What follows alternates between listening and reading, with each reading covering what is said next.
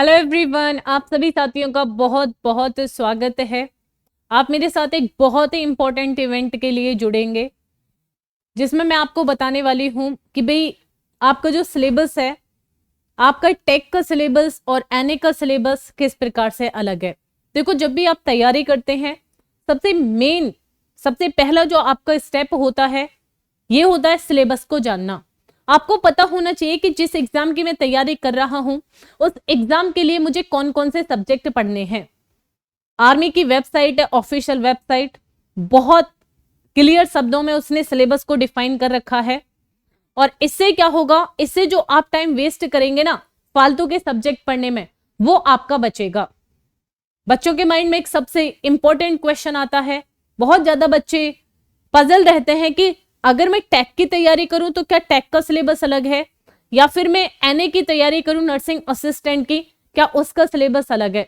देखो, टेक अलग है और एनए बिल्कुल अपने आप में अलग हो जाता है साइंस के लिए, क्योंकि भाई नर्सिंग के लिए क्या चाहिए, आपकी साइंस चाहिए, यानी कि आपकी बायो चाहिए। वहीं टेक्निकल फील्ड में जब आप जाते हैं तो टेक के लिए आपको चाहिए फिजिक्स। तो दोनों में बहुत मेजर डिफरेंस खाली एक सब्जेक्ट का हो जाता है। बाकी जो सब्जेक्ट है, बाकी तो आपको सेम ही देखने को मिलेंगे। देखो, मैं टेक की अगर बात करती हूं तो टेक में जी के 10 क्वेश्चन आते हैं। मैथ्स जो है आपके 5 क्वेश्चन आएंगे। टेक में जो मेन डिफरेंस है, ये एनए का है, नर्सिंग असिस्टेंट का है। नर्सिंग असिस्टेंट की अगर हम बात करें तो नर्सिंग असिस्टेंट में आपके जीके के 10 क्वेश्चन आते हैं। मैथ्स के आपके 5 क्वेश्चन आते हैं, क्योंकि बायो वालों का तो मैथ वैसे ही आपका थोड़ा सा क्या रहता है, थोड़ा सा बच्चे खेल जाते हैं मैथ में, क्योंकि उनकी बायो बहुत अच्छी होती है, इसलिए मैथ के बस 5 क्वेश्चन है।